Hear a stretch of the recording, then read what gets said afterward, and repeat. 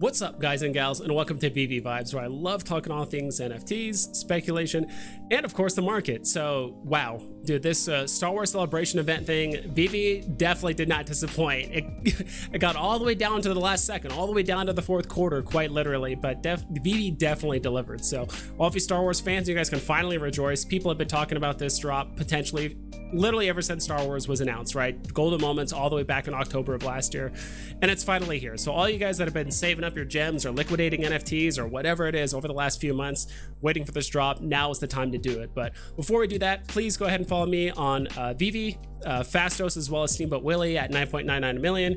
And of course, thank you everyone that has been doing donations recently. Not a bot, Michael Stevens, Musky Doge, and Dr. Tito Maza, and of course HRO Vibes. You can follow me there as well. So let's go ahead and jump into it. First off, this is not the drop that's happening tomorrow. It's going to be happening on Sunday, and we finally got Vader. To be quite honest, I thought 9 times out of 10 the very last drop would probably be Obi-Wan over Vader, but Veve did not disappoint. We are getting 3D premium digital collectibles of Vader, the Sith Lord himself, and we're getting 3 premium digital collectibles drops on Sunday, May 29th at 8 a.m. So in a blind box format. So there's only going to be 3. From what I've heard, typically after these announcements, Alex G likes to jump in a Twitter space, drop all kinds of alpha and, you know, important information, and then he kind of just skips out of town. So we need to pay attention. So I'm going to try and catch those next time. But from what I've heard is that all 3 are going to be Vader. I think some people thought the way this was worded that there could be more Sith, or that there could be other Sith involved, like the Emperor or maybe Darth Maul or something like that. All 3 of these are going to be Vader. It's also confirmed we're going to have 2 static versions as well as an animated version. So the rarities, box price, mint numbers, we have no idea if it's going to be common, uncommon, ultra rare, or uncommon, rare, secret rare. We have no idea what the mint numbers are going to be, as well as the box price. If I had to guess and just throw it out there, I hope that it's probably 60 gems, and the mint numbers are probably going to be around 45,000. So I'm talking like, you know, 20-ish thousand of the probably a little bit higher, maybe like 25,000-ish of the common, maybe about 20,000 or 14,000 of the uncommon, and then if there's like an ultra rare or something like that, probably around 7,000. I think the numbers are going to be pretty close to like Steamboat Willie if I had to select. So yeah, this is happening on Sunday. No idea about the price, mint numbers. We're gonna have to wait for the Medium article on that. But yeah, Vader is finally here, so I'm super stoked to have that. But what we're actually getting tomorrow on Saturday is the Star Wars posters. So some people weren't too super excited about this. We already kind of have the posters, at least in the sense of like the uncommon of the Star Wars comic drop. So we already have that in like the uncommon category, but these posters are different. So we're actually going to go ahead and pull it up here on the Medium article, theatrical poster series. I'm not going to read all this information. I will link down in the description below the link for the Medium article of this. So the first one, this one's kind of interesting. First off, I really like the mint number on these, and they did kind of do the rarities a little out of order. So this is the first movie that came out. So this is Star Wars, or some people might know it as A New Hope. This one came out in 1977. So this one is actually the uncommon, and there's 7,791 mints or editions. So this one actually has less editions than the Empire Strikes Back one, which actually obviously happened a bit later. This was back in 1980, and this one is actually the common. This one's actually 11,980 because it came out in 1980, so that you can kind of see how it kind of spanned out right there. And then the last one is going to be the ultra rare, which is 3,891 editions for the Return of the Jedi. So they almost like had the first movie be the second to lowest mint, the middle movie be the highest, and then, you know, the Return of the Jedi is the lowest mint. So yeah, 40 gem box price for all these is happening tomorrow at 8 a.m. I do feel like these would have done a lot better if literally Darth Vader was going to be released 24 hours later after this drop, but I do think that the mint numbers are low enough. If you combine all these together, it's just shy of 24,000 mints, which is, I think, pretty good.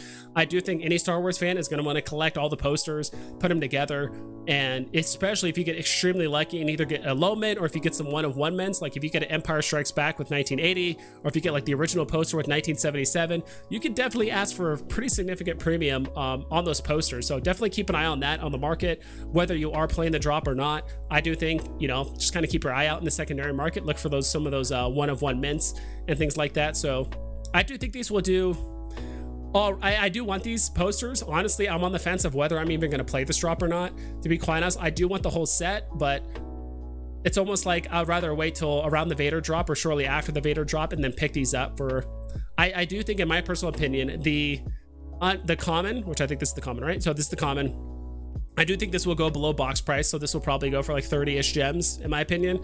This one will be close to box price, so probably like 45, maybe 50-ish, and this one might be a bit higher. So I do think that the ultra rare, because I mean, this thing is less than 4,000 editions. I mean, that's less than Walt, that's less than Steamboat Willie, that's less than actually a lot of collectibles on the app. So I do think this one could maybe get a little bit closer to like 70 or 80 potentially.